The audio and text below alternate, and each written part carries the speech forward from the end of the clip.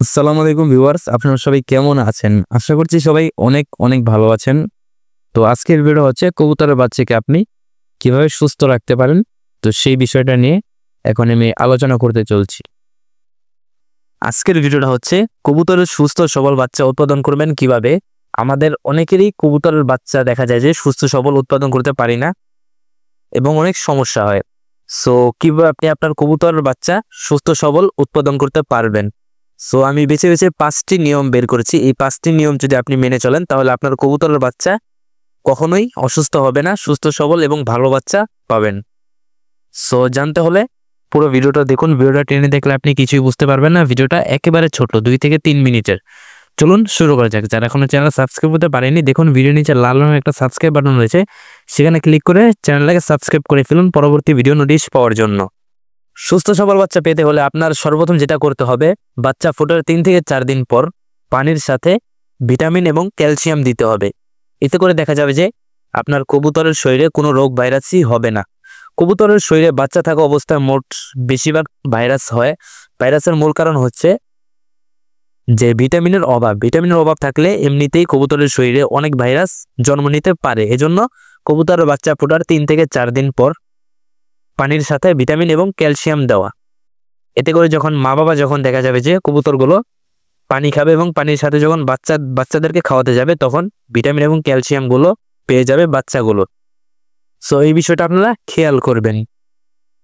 Number 2 হচ্ছে বাচ্চা ফোটার পর থেকে দুটো বাচ্চাই সমানভাবে মা বাবার ক্রপ মিল্ক পাচ্ছে কিনা সেদিকে খেয়াল রাখতে হবে। বাচ্চার শারীরিক গঠন সঠিকভাবে বেড়ে ওঠার জন্য এটি অত্যন্ত জরুরি। এজন্য প্রতিদিন 2 থেকে 1 বার চেক করতে হবে যে দুটোটা বাচ্চার খাদ্যনালীতে খাবার আছে কি না। যখন দেখা যায় যে একটি বাচ্চা বড় সাইজের হয়ে যায়, তখন দেখা যায় যে বড় বাচ্চাটি সব খাবার খেয়ে ফেলে মা বাবার থেকে এবং ছোট বাচ্চাটি মা বাবার পায়ের তলায় পড়ে থাকে।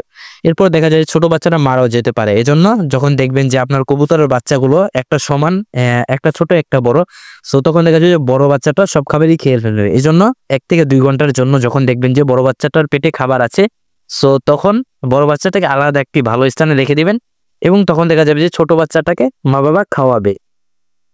নম্বর 3 হচ্ছে কবুতর যখন প্রথম ডিমটি পারবে, তখন আপনি প্রথম ডিমটি সরিয়ে একটি প্লাস্টিকের ডিম দিয়ে রাখবেন। এরপর 1 থেকে 2 দিন পর যখন কবুতর আরেকটি ডিম পারবে, যখন 2টা ডিম একসাথে হবে, তখন আপনি প্লাস্টিকের ডিমটা সরিয়ে 2টা ডিমই একসাথে দিয়ে দেবেন। এতে করে দেখা যাবে যে দোনোটা ডিমই একই রকমের তাপ পাবে, কোনোটা কমও পাবে না, কোনোটা বেশি পাবে না। এই দিকটা অনেকেই ভুল করে থাকে।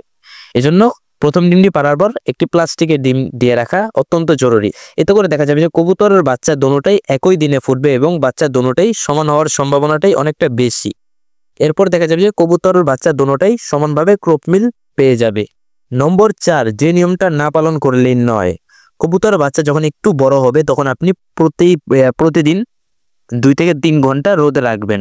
এতে করে দেখা যাবে যে কবুতরের বাচ্চার শারীরিক গঠনটা সঠিকভাবে হবে এবং শরীরটাও একটু মজবুত হবে।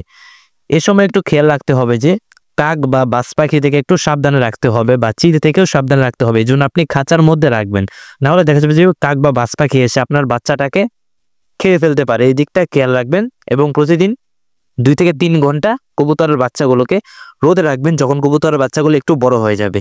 নম্বর 5, বাচ্চার বয়স 1 সপ্তাহ হওয়ার পর থেকেই কবুতরের বাচ্চাগুলোকে মশার কামড়ের হাত থেকে দূরে রাখবেন। প্রতি বছর মশার কামড় খেয়ে আমাদের বাংলাদেশের কবুতর হাজার হাজার কবুতরই মারা যাচ্ছে। এই জন্য কবুতরের বাচ্চার বয়স যখন 1 সপ্তাহের কাছাকাছি হয়ে যাবে, 1 সপ্তাহ পর থেকে আপনি মশার থেকে দূরে রাখবেন।